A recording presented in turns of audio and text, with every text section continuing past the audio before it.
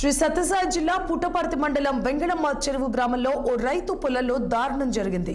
గ్రామానికి చెందిన మరాఠీ నారాయణ స్వామికి చెందిన 4 ఎకరాల పొలంలో 400 మామిడి చెట్లను గుర్తు తెలియని దుండగులు నరికివేశారు. 3 సంవత్సరాలుగా రైతు నారాయణ స్వామి మామిడి చెట్లను కంటికి రెప్పలా కాపాడుకుంటూ వస్తున్నాడు. మధ్యాహ్నం చెట్లను నీరుపోవడానికి వెళ్లిన రైతు ఒక్కసారిగా అవాక్కయ్యాడు. 4 ఎకరాల పొలంలో మొత్తం కాపుకొచ్చిన చెట్లు నేలకొరిగి ఉండడంపై కన్నీటి పర్యంతమయ్యారు.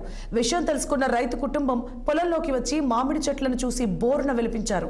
చెట్లను నాటి కాపాడుకునేందుకు దాదాపు 30 లక్షల రూపాయలు అప్పు చేశామని ప్రభుత్వం తమను ఆదుకోవాలని బాధిత రైతు నారాయణ స్వామి వేడుకుంటున్నారు.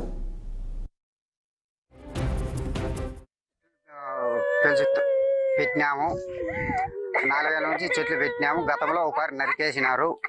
మళ్ళీ ఇప్పుడు కూడా పంటకు వచ్చే మూమెంట్లో మళ్ళా సంవత్సరం పంట చేతికి వచ్చే మూమెంట్లో మొత్తం చెట్లన్నీ నరికేసినారు. మేము దీనికి 30 లక్షల దాకా అప్పు అయింది. మాకు 30 లక్షల దాకా అప్పు అయింది.